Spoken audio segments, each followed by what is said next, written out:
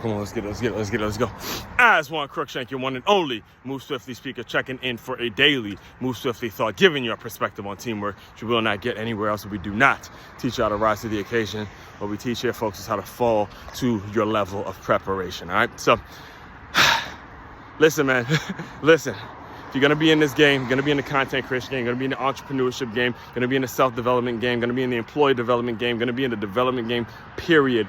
It is not okay. You cannot only put it out there when you have good news, right? When you have good news, when you only have good news and you've only accomplished things and you've only done things that are praiseworthy. You got to post your failures too. You got to put it out there when you have absolutely failed at something. And I love, to be 100% honest with you, I love opportunities like this. I love when things do not go according to plan, because it gives me such an incredible opportunity to show you all this is authentic, this is real, this is not some play around shit that I mess with. This is my life. This is real life, right? So the plan was to come on here today and tell you how I am already a licensed insurance agent, licensed health and insurance agent, health and life insurance agent, because yesterday I took the test, I took the exam that I've been studying literally all week for, practicing simulator tests, the whole thing. Thought I had it, thought I knew it down pat.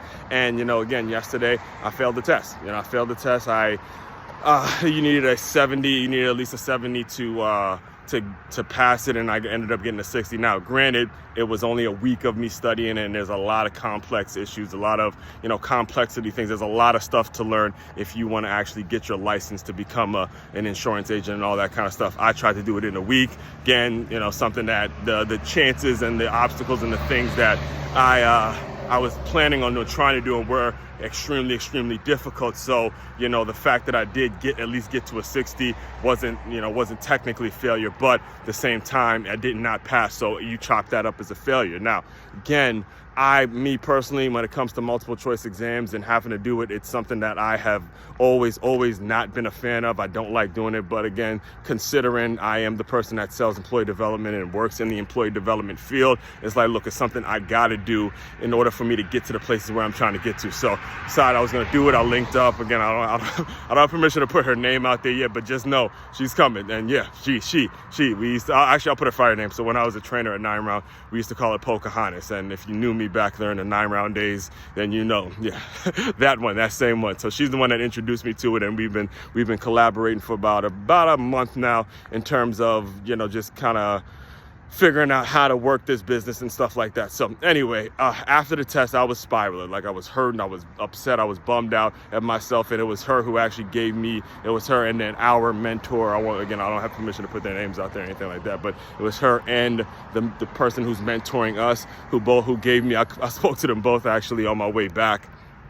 And they both gave me a great motivational speech. Like, look, man, because I didn't know. Again, I didn't know if I could still be a part of the team, even though I didn't pass the test on the first time, all that kind of stuff. I wasn't sure because I'm still kind of brand new. And they're like, look, man, don't worry about it. We'll get you right. And the great thing, here's the point I want to get to. Here's the point that I want to make sure all of you guys tune in on this point, because when I failed the test, they gave me a breakdown of the things that I didn't do the right way. So as I got on the phone with both of them, they said, hey, look, it's all right. We're going to just retake it, keep it fresh in your head.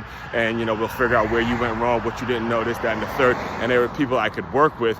And as soon as that happened, what I did was I pulled into a Starbucks, looked at all the things that I got wrong, where I didn't get it, what happened, and then went right back into the manual, went right back into all the modules that I was learning for the whole week. Just started reading through those and practicing some more simulators. And I'll probably retake the test in about a week from today, sometime next week. So that way the information is fresh on my head, and then boom, you pass it next week. That's what I want to get to you. That's what I want you guys to understand, is that, look, when you're going to be in this game, you got to put your failures out there publicly too. You do not get the luxury of only putting stuff out there when things are going good and you can post the praiseworthy things to get your likes. You have to also, if you're really going to be in it, again, if you're in it for the long haul. Now, if you're in it just to, bullshit and just gossip and, watch other people do their thing, okay, granted. But if you're going to really be in this game, put your failures out there too when things don't go according to plan. And then you start to get that loyalty and the respect of the people that you want to serve. And you start to nail down specifically who you want to serve, who you're going to who you're going to work with, and these people will know what you're about and what your journey is all about. Understand the person. I'll close you out with this. The person, again, we'll call her Pocahontas for the sake of this video, for confidentiality purposes. Even though she too is in the content creation game, I just don't have her permission to put her name out there.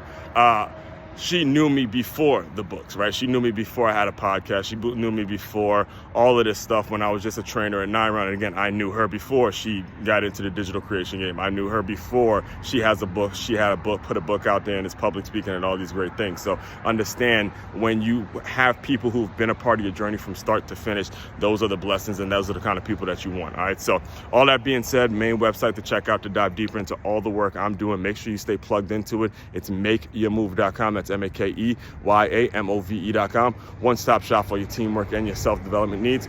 As one, Crookshank, your one and only Move Swiftly speaker. Checking out. You guys continue to move swiftly. We will talk more soon.